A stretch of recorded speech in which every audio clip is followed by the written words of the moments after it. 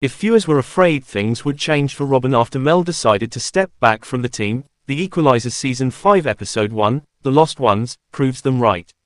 McCall's life is put at risk because she is working alone and because the only team member she has left must tend to his wife, and no one can judge Mel for deciding to take a step back. She must take care of herself and her mental health. But we also can't deny this decision affects Robin directly. A job that could be done easily, if one could say that, with a full team turns into a nightmare and a danger when only 2 remain. The question now is, how much of it can McCall do without support? Robin's first scene of the season, in which she has a nightmare about being kidnapped by herself and no one coming to help, is only a premonition of what's to come.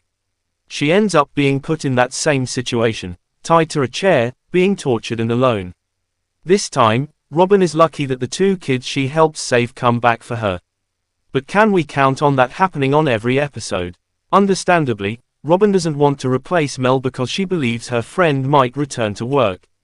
However, with what we see of Mel on The Lost Ones, the chances of that happening soon are slim. Even though Harry is of great help, his priority is Mel, which also puts Robin at risk. Just like we can't blame Mel for stepping back, we can't blame Harry for prioritizing his wife's well-being. So, isn't it time Robin found someone else to help out?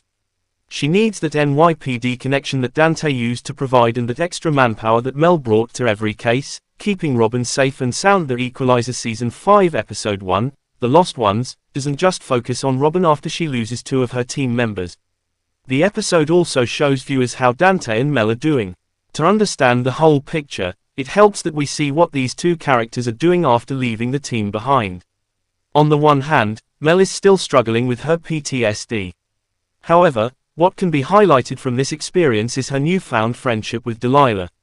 Mel helped Delilah with her training and finding herself, so it makes perfect sense that Delilah is now trying to help Mel find herself again. It'll be interesting to see how this friendship grows when Mel and Robin's friendship seems frozen in time. On the other hand, Dante's perfect new job doesn't seem too perfect. He disagrees with the way his co-workers handle suspects, and by the look on his face when Harry calls for help, he misses his New York team. While he is supposed to be thriving, he still holds on to the life in the city and the work he used to do with the equalizing team. Could he be regretting his move?